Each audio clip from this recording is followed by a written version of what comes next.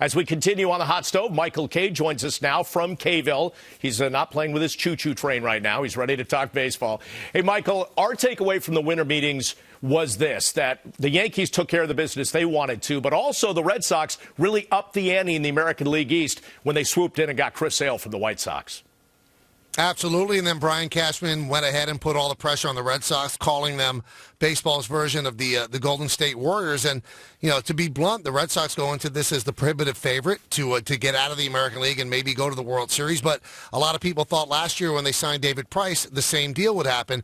Anything happens in the short series, especially you look at the strength of your bullpen, that's what got both teams in the World Series last year. So the Red Sox certainly strengthened themselves, but there are no sure things in baseball.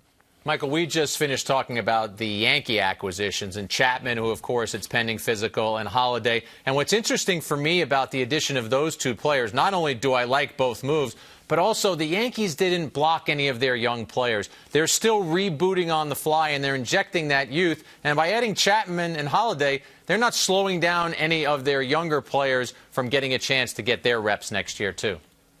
Well, Jack, I'll tell you what, the Yankees throughout all of this have walked this tightrope that a lot of professional sports teams have not been able to walk, and I think it's really, really impressive because they are rebooting, they are reimagining, they're trying to get the team younger and less, more athletic, should I say, and they're doing that while they're still competing. They could have easily gone into next year without investing the money in Aroldis Chapman. They could have closed with Betances or Tyler Clippard, and really the Yankees right now, the way they're presently constructed, probably not a World Series team. Now, things could happen. You never know. They can make deals once the season begins, or they can make deals before the season begins. But to add a guy like Chapman, they've made their bullpen playoff worthy. To add a guy like Holiday, as you said earlier, Jack, they get themselves a veteran, a guy who's really, really good in the clubhouse, and a guy who can hit for power to right center field at Yankee Stadium, and a guy who really wants to play for the Yankees. I think all of those things are important while still staying true to the fact that they are trying to get younger, they are trying to bring up that farm system and have them be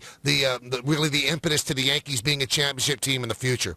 Michael, I wanted to ask you a little more about the importance of bringing back Chapman. It's a guy they knew. They don't lose a compensation pick. How important is it for that bullpen? Because they were able to learn from him at least half a season last year. Now they're going to have 5 more years of that.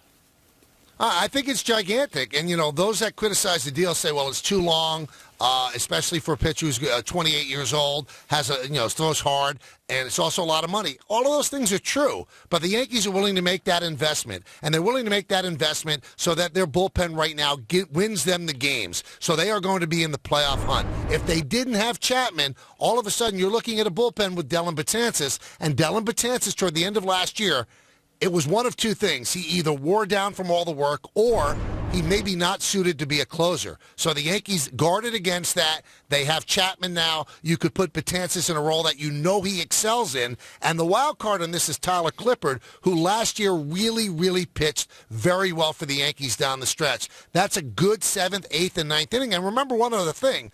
They're going to have a little bit of a battle for the 4th and 5th spots in the Yankee rotation, and the guys that don't win the battle are going to be hard throwers that work out of the bullpen. So that expands their bullpen, it extends the bullpen, and I think you need that in Major League Baseball. And for the Yankees, with a starting rotation that's a little bit questionable, it's a team that really needs a strong bullpen. Michael, it seems like every offseason there's a theme. One of the themes this offseason was, hey, parents, raise your kids to be elite closers because you'll get $86 million if you're Aroldis Chapman. You'll get $60+ if you're Mark Melancon. And then the Dodgers today signing Kenley Jansen to an $80 million deal, also Justin Turner. What'd you think about the moves the Dodgers made today?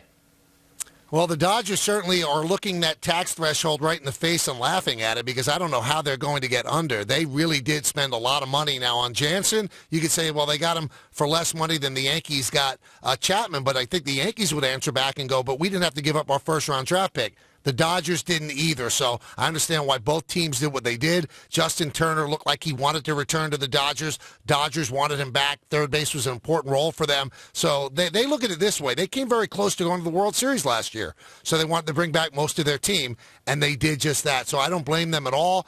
The Rich Hill signing, certainly for a lot of money, but the Dodgers were sold for over $2 billion. They certainly have the money, and they're making a run at it. I don't mind that at all. And as for the closer situation, I think Jason Stark of ESPN calculated it today.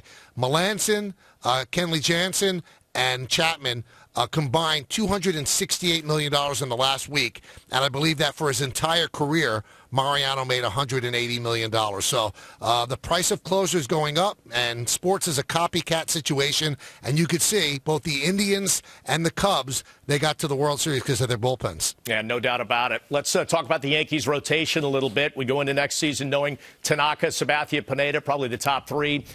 It kind of feels like when we get to spring training, it might be a similar situation where some of the other young guys compete for the fourth and fifth spots. Wanted to ask you about that. Do you think the Yankees go shopping, maybe look for a veteran on a one-year deal somewhere down the line, or are these pretty much the guys they're going with?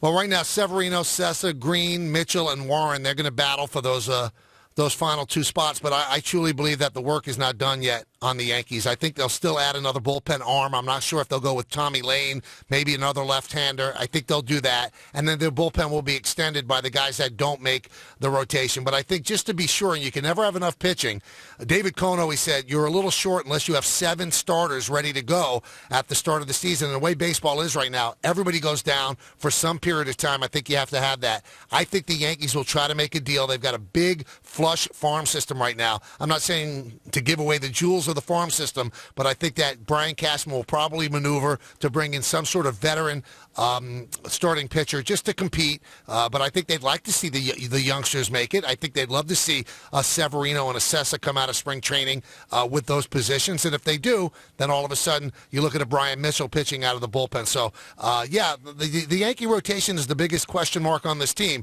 but the arms are there. Is it ready now for the arms to step forward and be contributing factor for the Yankees and give them 30 to 32 starts? That remains to be seen. Michael, I agree with you that Brian Cashman in the front office will probably try and add a starting pitcher along the way. But going back to the youngsters, I want to put you on the spot a little bit. When you mentioned all of those guys, Severino, Mitchell, etc., is there one guy that stands out for you more than any other, who, if you had to pick one guy that's going to latch on to one of those spots in the rotation, who would it be? Well, of all the guys there, Jack, the one with the electric stuff, the one that I think can be great is Luis Severino. And the other guys have really good stuff as well. Sessa showed that. Mitchell showed that as well. But Severino is just filthy. Now, there's a part of me that says, well, why not put him in the bullpen? Because he really was amazing in the bullpen. He was one of the great conundrums for me all year because I didn't understand how he could start out the season the way he did at 0-8 as a starter. This is a guy who dominated at the end of 2015. I think the stuff is there. I think he got his confidence back by going 3-0 with a 0.39 as a reliever.